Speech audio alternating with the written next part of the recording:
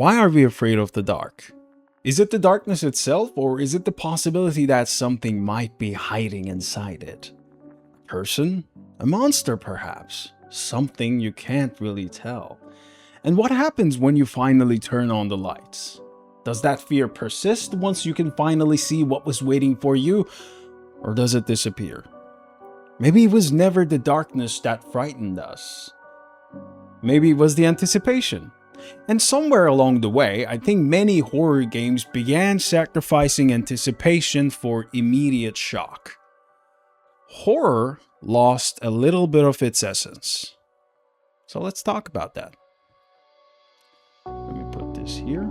As Howard Phillips Lovecraft famously wrote, "The oldest and the strongest emotion of mankind is fear, and the oldest and strongest kind of fear is fear of the unknown."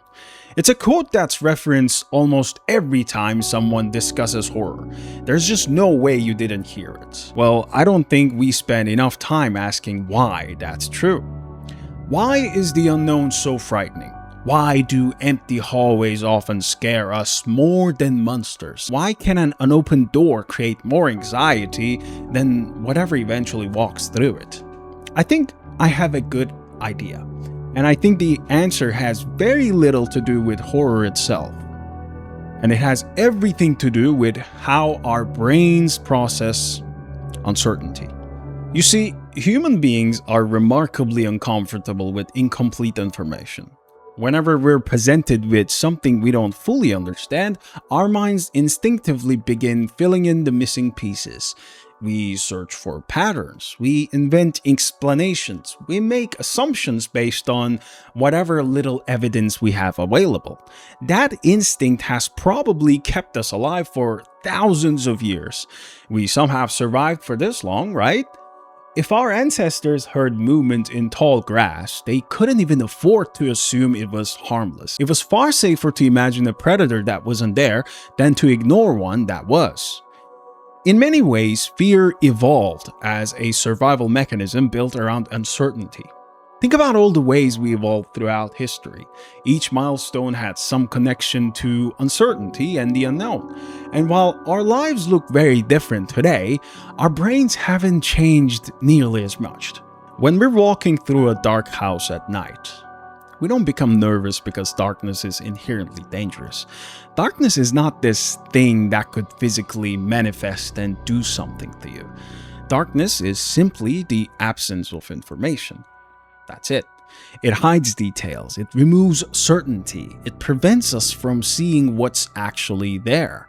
Our imagination rushes in to fill that void. That's why horror has always relied so heavily on suggestion. A strange sound behind the wall, footsteps somewhere above you, a silhouette standing at the end of a hallway, a radio suddenly bursting into static, so on and so forth. But the thing is, none of these things are particularly frightening on their own. What frightens us is everything they imply. The horror exists in that space between what we know and what we desperately want to know. And that space, my friends, is anticipation. And I think anticipation is one of the most powerful tools horror has ever discovered. And it's baffling that we're not using it. One of the biggest misconceptions about anticipation is that people often confuse it with simply hiding the monster. That's not actually what anticipation is. You don't create fear by refusing to show the player anything. You create fear by carefully controlling information. That's an important distinction. Every horror game is constantly deciding what the player should know, when they should know it, and just as importantly, what they should not know. Think about all the different ways horror games manipulate information. Limited visibility, darkness, fog, blocked pathways, locked doors, distant sounds, limited resources, a map that only shows you a part of the building, even silence itself. All of these mechanics have something in common. They deliberately prevent the player from having complete certainty. And uncertainty forces us to anticipate. We begin asking questions. What made that sound? Is something following me? Did I just see movement? Should I open that door? Should I turn around? The fascinating thing is that the game doesn't actually have to answer those questions immediately. Sometimes it shouldn't answer them at all, because the moment certainty replaces uncertainty, something interesting begins to happen. It's one of my favorite things about horror and the human relationship. Our relationship with fear starts changing. Eventually, every horror game, all of them, every horror game reaches a crossroads. Sooner or later, the player has to encounter the thing they've been anticipating. The monster appears, the ghost reveals itself, the killer steps into the night, or the light.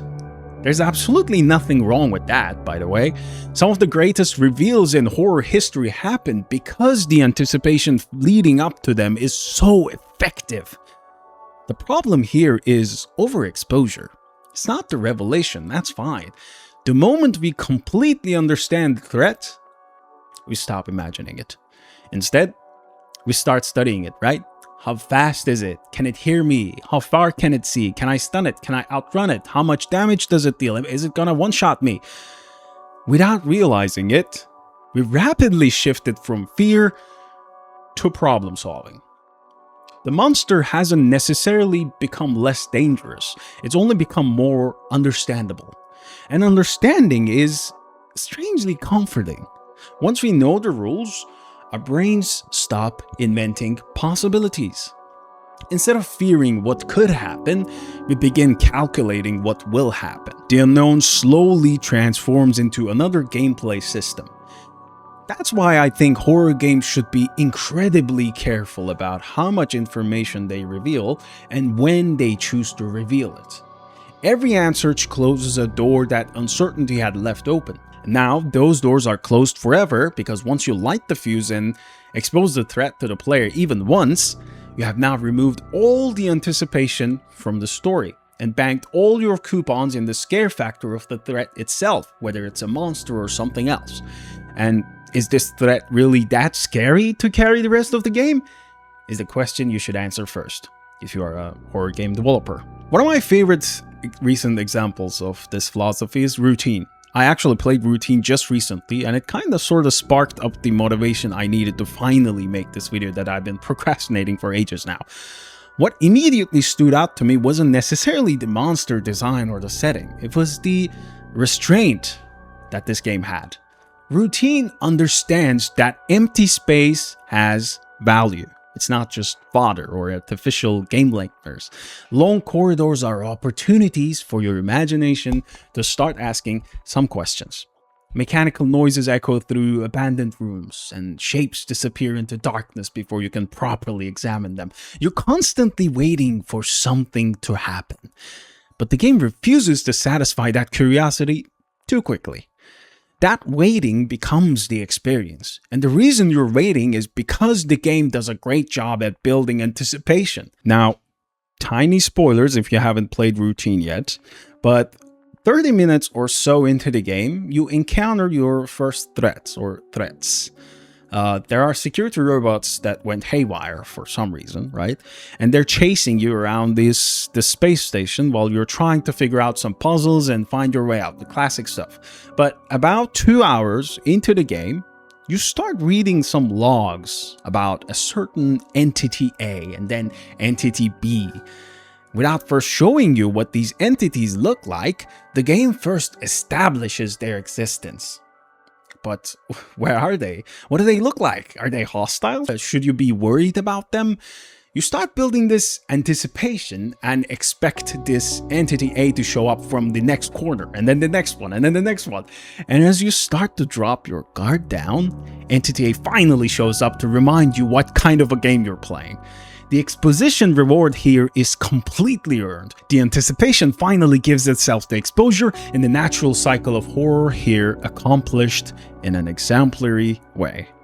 It's almost as if Routine trusts the player to scare themselves. They put those logs there because they know their player base. You know how sometimes you notice some people playing story-heavy games and they skip through all the dialogue, or they don't read any of the notes or logs or books in the game, and then they complain about the story being too vague? The developers of Routine knew that they weren't making this game for those people. They knew that log reading enjoyers were going to play this game instead. They trusted you enough to not put these logs in front of you as cutscenes or frame them with yellow paint.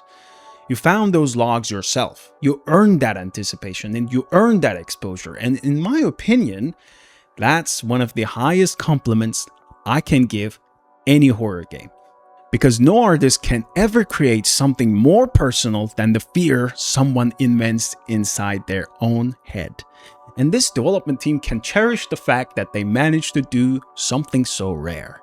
Alien isolation. It achieves something equally fascinating, but in a completely different way. Because even before you start the game, you already know exactly what a xenomorph looks like. You probably know its weaknesses, right? You know how it behaves, you know what it sounds like, you know what it looks like. There's no mystery left in its appearance, yet the game remains terrifying for dozens of hours. And why? Because Creative Assembly, the developers, understood that anticipation doesn't disappear simply because you've seen the monster.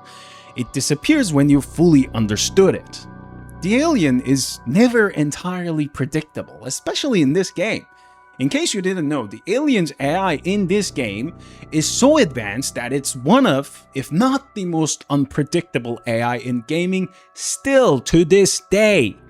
Its location constantly changes, its behavior changes, its presence constantly lingers in the back of your mind. Sometimes you're hiding from it, sometimes you're hiding because you think it might be nearby because you heard something strange coming from the next room. Oddly enough, those moments are often more stressful. Your imagination starts doing the work again. You begin interpreting every sound, every ventilation shaft, and every distant noise as evidence that the alien might be approaching. Notice what the game has accomplished here. The xenomorph itself hasn't changed. The information available to you has. And that uncertainty is enough to sustain anticipation long after the creature has already been revealed. Even towards the end of the game, when you think that you finally cracked the code and figured out this creature, it still manages to surprise you somehow. It still manages to build up that anticipation even after showing its face numerous times. Amnesia the Bunker. Another one of my favorite examples. Builds upon exactly the same principle. The beast is terrifying because every decision you make acknowledges its existence. No, that sounds stupid. Hold on. What I mean is, every single move that you make in that game has an effect on whether this creature is going to start chasing you or not. You pretty much manifest it thinking, ah shit, this is the one that he's going to show up for. With each move you make. Reloading your weapon becomes a risk. Turning on the generator becomes a risk. Opening a heavy metal door, it's a risk. You're never simply solving puzzles in this game. You're constantly negotiating with the possibility that something has hurt you, especially in the fucking hardest difficulty. Did you make too much noise trying to force this door open? Or did you make too little noise trying to distract it another time? What's going to happen if you walk instead of crouch walking in this hallway, etc.? Even when the monster isn't physically present, it's psychologically present. It exists inside your decision making. That's an incredibly elegant piece of horror design that we don't see a lot these days. There are even games that take this philosophy further by questioning whether the threat needs to exist in a conventional sense at all. Anatomy is probably one of the greatest examples of this. If you've been following me for a while, you'd know that it's one of my favorite horror games. I even have a video for it up on this channel, you can go check. This game rarely relies on traditional horror imagery. Instead, it weaponizes language, architecture, and suggestion. The house slowly stops behaving like a house. Rooms feel twisted or wrong. Cassette tapes began changing the way you interpret spaces you've already visited. It becomes uncomfortable listening to them. Nothing dramatic needs to happen. The game slowly convinces you that reality itself has shifted at one point without you really noticing. And because it refuses to fully explain itself, your imagination fills in everything that remains unsaid. In many ways, anatomy isn't asking you to fear what you see. It's asking you to fear what you think you understand, and it makes you question whether you understood everything or anything at all. The unknown nature of horror. Now, this next segment is going to be a little controversial due to how recently it came out and the massive fan base surrounding it. And they're quite passionate. And I like that, actually. But I think one of the clearest examples of this idea exists outside video games altogether, even though it is kind of related to video games anyway at this point. Actually, not kind of, because even the original post had the term no clipping in it, which is a gaming term, you know? The backrooms. Yes, take a seat. We gotta talk about it. Now, think about the original Backrooms image that went viral a few years ago, before Kane Parsons adopted the idea and started iterating on it in his own artistic way. And this is not a dig at Kane. I think he is very talented young man who has an eye for horror. I think he'll do great things in the future. This is more so about everybody who used the Backrooms concept in some shape or form at one point. Short clips, videos, stories, video games. But that image and the concept of backrooms became iconic in the first place because it barely told us anything. No monsters, no objectives, no lore other than that one paragraph that was shared with the image. Just an endless empty space, supposedly, that somehow felt profoundly wrong. It invited millions of people to participate in the horror by imagining what might exist beyond the frame. As more interpretations appeared, many naturally expanded that universe, right? New entities, new explanations, new classifications, entire ecosystems, different floors and creatures, whatever. And don't get me wrong, there's nothing inherently wrong with that. World building can be fascinating, but every explanation also removes a mystery. And possibilities are where anticipation thrives.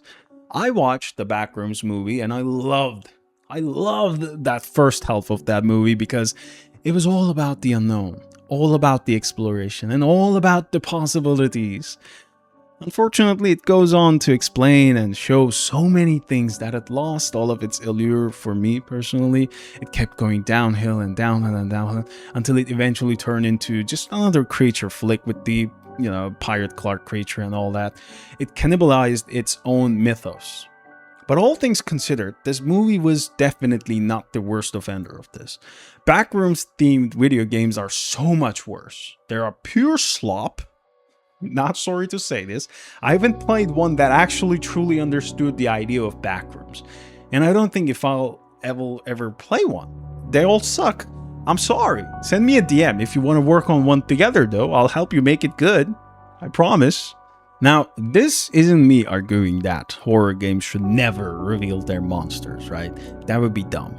Some of my favorite horror moments happen precisely because this curtain is finally pulled back. Silent Hill 2 wouldn't be Silent Hill 2 without eventually confronting its truths, right? Resident Evil wouldn't be Resident Evil if it spent the entire game hiding every creature from you. The reveal here isn't the enemy. Poor pacing is. Unfortunately, it's a big issue. Not just in horror, just in everything. People just don't read. They don't know how to write good stories, and they don't know how to, design pacing or create pacing.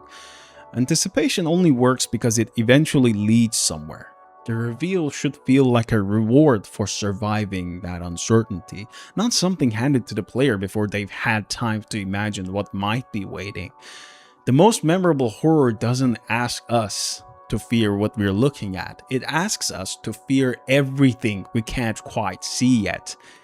Maybe that's why darkness has remained frightening throughout human history. Is it because darkness is evil? No, it's not evil or good. That's not how it works. No, it could even be comforting. Is it because monsters only exist at night? No, not that either. It's because darkness reminds us how little information we actually have. That's why we as the human race are also so afraid and so curious about space. Is there life in space? Is it hostile life? Or are we simply alone in this universe, which is equally as horrifying? The moment we lose certainty, imagination takes over. And imagination has always been horror's greatest special effect. That's why retro style indie horror games usually do a much better job at scaring you compared to, flashy Unreal Engine hyper-realistic horror games. Or, old horror games like the original Silent Hill. Because your imagination fills in the blanks left by the low fidelity of the visuals. Your mind did most of the lifting in creating that horror, or I guess the illusion of horror. Is this psychological horror or what? See? We created psychological horror right here. All that to say, sometimes the scariest monster isn't the one standing in front of us. It's the one our own mind is still trying to create. Maybe horror doesn't need bigger monsters. Think about it. Or louder jump scares, or more elaborate creature designs, or gore, or hyper-realistic, creature textures, whatever. Maybe it simply needs to trust us, the player, a little more. Because no one will ever understand your fears better than your own imagination. Now, this is kind of a first for this channel. I showed my face before in the past, and it's not because I'm not uncomfortable speaking to a camera. As you can tell, I'm pretty comfortable speaking to a camera, being on the camera. But I don't know. I've never done this because I didn't think I'm interesting enough to look at. I probably am not. You're probably listening to this in your second monitor. There's nothing interesting about how I look, but I hope at least the conversation itself was interesting for you to listen to. This is a topic that I'm very passionate about, as horror kind of stopped really affecting me, and I've been losing my passion about horror because of that. But I think there are still good horror games out there that use anticipation to create some real raw horror, and I'm thankful to them. I'm glad they exist. They keep pushing me forward, thinking, yes, there's still good horror in this genre. There's still good horror game developers who understand horror inherently, and they create good horror games that are gonna stick with the player after long. Like, for example, Routine, right? I talked about Routine. I'm gonna keep thinking about Routine for the next few months. I'm gonna keep thinking about Anatomy, The Alien Isolation, Amnesia the Beast, the first chapter of Visage, PT, right? The first Silent Hill. I'm gonna keep thinking about these games. Bloodborne, right? There are some good games out there. But anyway, I'm just yapping at this point. I hope you enjoyed this video.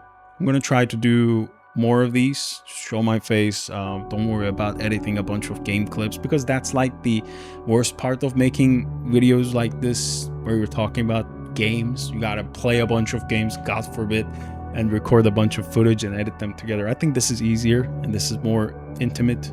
It's more like a conversation, and I hope you enjoyed it. Let me know what you think.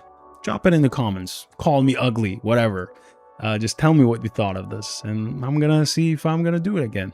I already have a pretty good topic for my next video like this, but that's a surprise. Anyway, follow me on socials if you're interested in horror gaming. I have a pretty big horror game community on Twitter. I have a Discord, pretty big, around 2K members. I stream sometimes, usually on Fridays. But that's it for me. My name is Surjan. I'm a video game producer. I also have a history in video games marketing. And if you need any advice on video game production and marketing and publishing, let me know. Send me a DM. That's pretty much it. I'll see you guys later. Bye-bye.